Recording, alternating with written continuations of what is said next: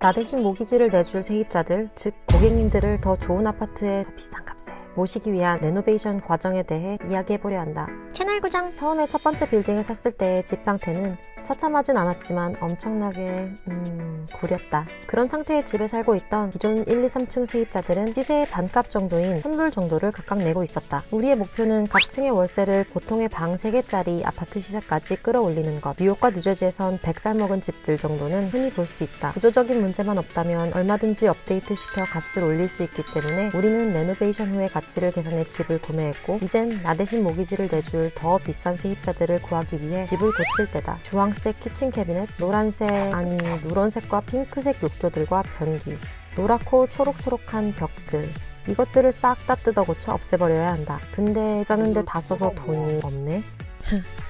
우리가 공사에서 최대한 비용을 아낄 수 있는 방법은 시공만 업체에 맡기고 시공에 들어가는 모든 재료를 직접 최대한 싸고 좋은 것으로 발로 뛰어 고르는 것이었다. 여기서 재료는 집에 새로 입혀질 모든 것을 뜻한다. 예를 들면 바닥, 타일, 모든 가전제품, 싱크대, 카운터탑, 그리고 변기와 수건거리 하나하나까지 도면 종이에 끄적끄적 어디에 어떤 자재가 필요할지 하나하나 적어가며 버짓을 잡았다. 재료를 고를 때는 가장 적은 돈을 써서 가장 큰 이윤을 창출하려는 목표로 월세 가격을 높여줄 디자인적 요소들과 집주인으로서 사후 관리가 편해야 한다는 점을 고려해서 구매했다. 여기서 중요한 점은 셀프 자재 구매가 늦어져서 공사를 지연시키면 절대 안 된다는 점이다. 한두 푼 아껴보겠다고 재료 서칭에 지나친 시간을 쏟아서 공사를 지연시킨다면 더 큰 돈을 잃게 되기 때문이다. 왜냐면 공사 중에는 세입자가 없기 때문에 모기지는 내 통장에서 쭉쭉 나가게 된다. 시간이 돈이라는 말이 인생 처음으로 마음속 깊이 와닿은 때가 바로 이때였다. 레노베이션의 첫 단계는 바로 데모, 즉 철거였다. 벽과 욕조, 문짝들을 뺀 모든 것들을 철거했다. 철거 단계에서는 실로 엄청난 양의 쓰레기가 발생한다. 철거 중 몰랐던 문제가 드러나기도 하고 하수 배관이 터져서 그대로 오물 냄새가 건물 전체에 진동하기도 했었다. 이 부분은 사람을 불러 배관 공사를 한 뒤 시멘트로 마무리했다. 철거가 끝나면 바닥 공사다. 카페트, 타일,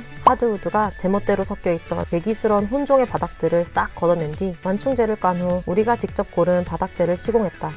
1, 3층은 주머니 사정과 타협해서 어두운 바닥을 시공했는데 역시나 너무 아쉬워서 나중에 공사한 2층은 돈 살짝 더 얹어 밝은 바닥으로 했더니 확실히 더 넓어 보이고 고급져 보였다. 조명은 인테리어에서 거의 가장 중요한 요소라고 할 수 있으므로 가장 예쁜 걸로 아마존이나 다른 인터넷을 뒤져 구매했다. 다음은 월세를 올려주는데 가장 큰 도움이 되는 주방 레노베이션이다. 끔찍했던 키친의 주황색 캐비넷을 철거하고 화이트 쉐이커 스타일 키친 캐비넷을 설치했다.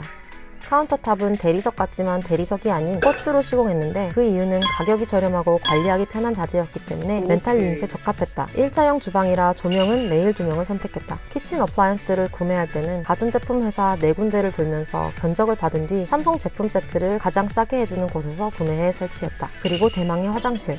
이 핑크 옐로우 욕조들을 당장 없애버리고 싹 다 새로 하고 싶었으나 역시나 주머니 사정과 타협해야 했고 노련한 시공팀이 에팍시 방수 페인트로 덧칠하니 이렇게 깔끔한 화장실로 재탄생했다. 세면대는 이케아, 샤워기나 수도꼭지, 조명 등 하드웨어들은 아마존에서 최저가로 구입했다. 타일도 맘 같아선 비싸고 예쁜 걸 고르고 싶었으나 결과적으로는 가장 싼 화이트 서브웨이 타일을 골라 깔끔하고 클래식하게 시공했다. 건물 복도의 계단 쪽은 월세를 올리는데 엄청난 도움은 주진 않는다고 판단하여 레일링만 교체 후 벽 페인팅을 마무리해서 비용을 절감했다. Before and After는 이러하다.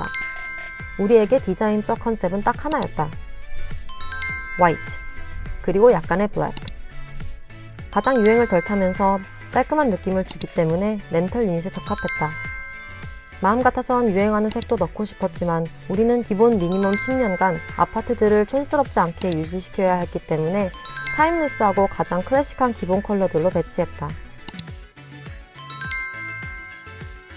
무엇 하나 쉬운 게 없었다. 매 주말 돌아다녀야 했다. 디자인과 가격, 내구성 모두 잡기란 쉬운 일이 아니었지만 그 덕에 적어도 3만 불은 세이브할 수 있었고 세이브된 돈으로는 다음 도약을 기약할 수 있게 됐다. 레노베이션 후 월세 가격은 2,000불, 2,000불, 2,500불로 시세에 맞춰 받을 수 있게 됐다.